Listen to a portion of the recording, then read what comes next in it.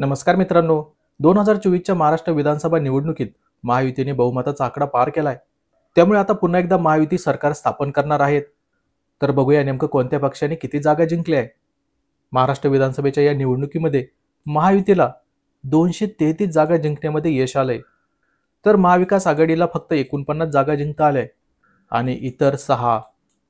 जर वैयक्तिक सर्व पक्षांचा विचार केला तर त्यानुसार भारतीय जनता पक्षाला 132 जागा, शिवसेनेला 57 जागा, राष्ट्रवादी काँग्रेस पार्टी अजित पवार गटाला 41 जागा, यानंतर शिवसेना उद्धव बाळासाहेब ठाकरे यांना 20 जागा, भारतीय राष्ट्रीय काँग्रेस यांना 16 जागा, राष्ट्रवादी काँग्रेस शरदचंद्र पवार या पक्षाला 10 जागा, समाजवादी पक्षाला 2 जागा, जनसुराज्य शक्ती या पक्षाला 2 जागा, राष्ट्रीय युवा स्वाभिमान पक्ष यांना 1 जागा, राष्ट्रीय समाज पक्ष यांना 1 जागा, ऑल इंडिया मजलिस ए इत्तेहादुल मुस्लिमीन यांना 1 जागा, भारतीय कम्युनिस्ट पार्टी मार्क्सवादी CPIM यांना 1 जागा, भारतीय शेतकरी आणि कामगार पक्ष यांना 1 जागा, राजर्षी शाहू विकास आघाडी यांना 1 जागा आणि अपक्ष 2 जागा.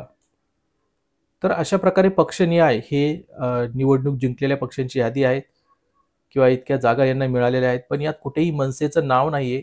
म्हणजेच राज ठाकरेंची पार्टी मनसे यांना एकही जागा मिळालेली नाहीयेत.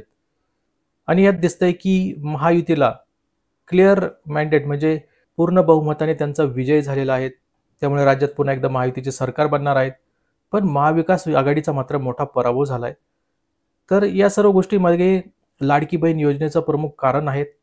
म्हणजेच राज्यात महायुतीच्या या प्रचंड यशामागे मुख्यमंत्री माझी लाडकी बहीण योजनेचा यशस्वी प्रचार आणि महिला मतदारांवर त्याचा दिसून आलेला सकारात्मक प्रभाव हे मुख्य कारण असल्याचे दिसते.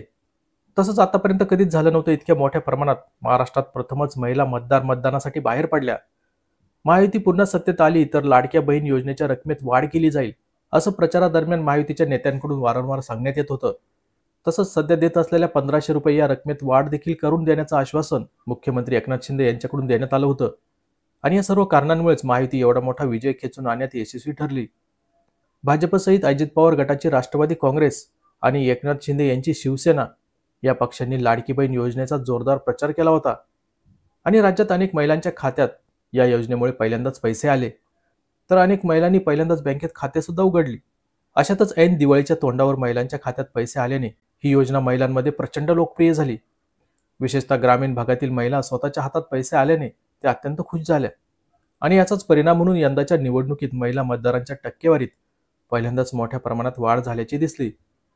म्हणूनच 2024च्या महाराष्ट्र विधानसभा निवडणुकीत महायुतीच्या या प्रचंड यशामागे मुख्यमंत्री माझी लाडकी बहीण योजना ही गेम चेंजर ठरली आहे. तर मंडळी, तुम्हाला काय वाटतं? महायुतीच्या या प्रचंड यशामागे अजून कोणती कोणती कारणं आहेत? ते व्हिडिओखाली कमेंट करून नक्की सांगा.